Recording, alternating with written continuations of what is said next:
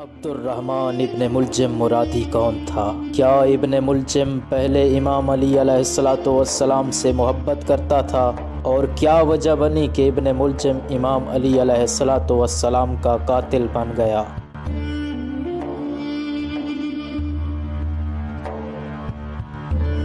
امام علی علیہ السلام کی ظاہری خلافت کا زمانہ آیا تو حضرت علی علیہ السلام نے یمن میں اپنے نمائندے کو خط لکھا اور اس سے درخواست کی کہ لوگوں کے ساتھ عدل و انصاف سے پیش آئے، اور آخر میں امام نے چاہا کہ 10 لائق ترین اور اپنے بااعتماد افراد کو ایک خاص کام کے لیے امام کے پاس بھیجیں۔ اس نے 100 لوگوں کو منتخب کیا اور پھر ان میں سے 10 لوگوں کو جو سب سے زیادہ افضل تھے انتخاب کیا۔ ان 10 لوگوں میں ابن ملجم مرادی بھی شامل تھا۔ جب یہ لوگ حضرت امام علی علیہ السلام کے پاس پہنچے، ابن ملجم جو کہ شجاع اور فصاحت و بلاغت میں ماہر تھا، اس کو ان لوگوں نے اپنا سخن گو بنایا تاکہ امام علیہ السلام سے گفتگو کرے اور امام کی شان میں اشعار کہے۔ امام نے اسے اپنے پاس بلایا اور فرمایا، تمہارا نام کیا ہے؟ اس نے کہا، عبد الرحمن۔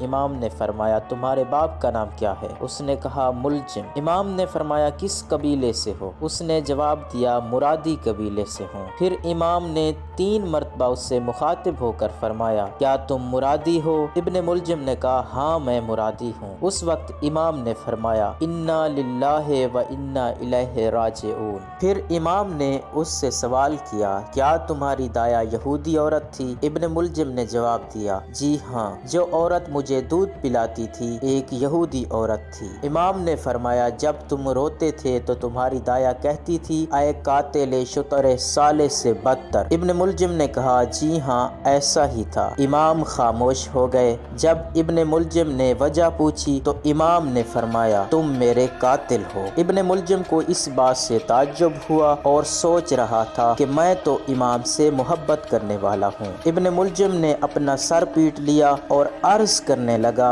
اے امیر المومنین، کہ اسی وقت مجھے قتل کر دے تاکہ ایسا حادثہ پیش نہ آ سکے۔ امام نے فرمایا، تم نے ابھی کوئی ایسا جرم کیا ہی نہیں ہے کہ وقت سے پہلے اس کا قصاص لیا جائے۔ ابن ملجم صفین و نہروان کی جنگوں میں امام علیہ السلام کے لشکر کے ساتھ ساتھ تھا۔ جب اسلام نے خوارج پر فتح حاصل کی تو ابن ملجم نے امام سے اجازت لی کہ میں آپ سے پہلے کوفہ جا کر آپ کی فتح کی نوید سناؤں۔ بالآخر ابن ملجم کوفہ پہنچ گیا۔ ابن ملجم کی نظر قطامہ پر پڑی۔ یہ قطامہ کوفے میں رہنے والی ایک عورت تھی۔ یہ بہت زیادہ خوبصورت اور دولت مند عورت تھی، لیکن بدکار و فحاشہ عورت تھی۔ ابن ملجم پہلی ہی نگاہ میں اس کا عاشق ہو گیا تھا۔ وہ اپنے دین و ایمان کو اس کے ہاتھوں میں بیچ چکا تھا۔ قطامہ نے ابن ملجم سے اپنے بھائیوں کے بارے میں پوچھا تو ابن ملجم نے کہا، وہ سب ہلاک ہو گئے۔ یہ خبر سنتے ہی وہ رونے لگی۔ اس کے بعد